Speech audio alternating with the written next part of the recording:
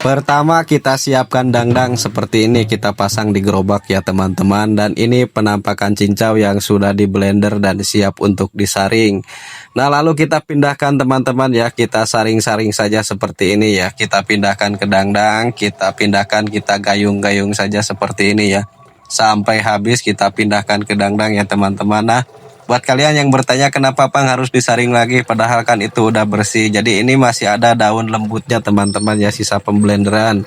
Jadi kalau misalkan kita saring seperti ini hasilnya juga akan lebih bagus teman-teman ya, bersih. Nah setelah kita tuangkan seperti ini habis semua teman-teman ya, kita masukkan seperti ini lalu kita buang buihnya teman-teman ya.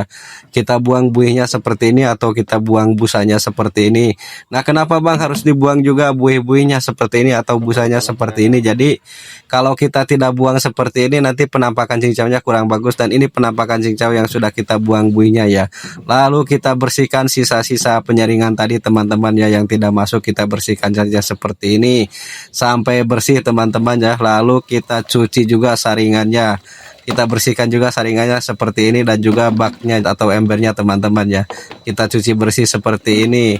Lanjut next kita membuat dawet teman-teman ya. Dari ini aku persiapan pembuatan dawet.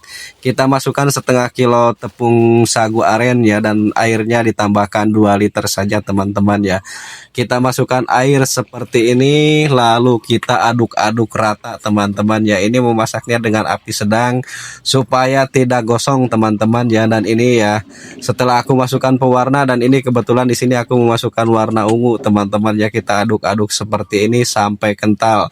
Dan ini penampakan dawet yang sudah matang dan siap kita cetak ya teman-teman. Nah buat kalian yang bertanya Bang tutorialnya dawet bagaimana pembuatannya, ada di videoku teman-teman ya, kalian scroll saja. Nah ini kita masukkan dawet semuanya teman-teman yang sudah matang tadi ke cetakan, dan kita tekan-tekan saja ya teman-teman seperti ini sampai habis.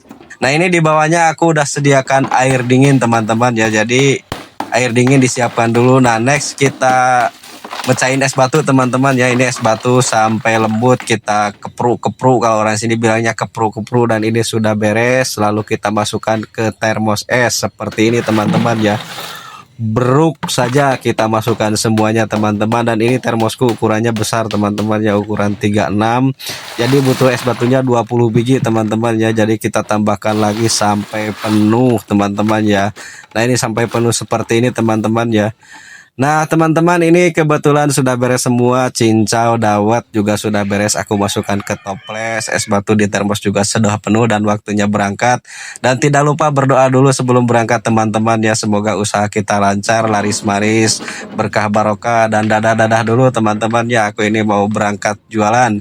Dan buat kalian yang sesama pedagang, aku doakan juga lancar, dan bukan pedagang pun juga aku doakan lancar usahanya dimanapun kalian berada.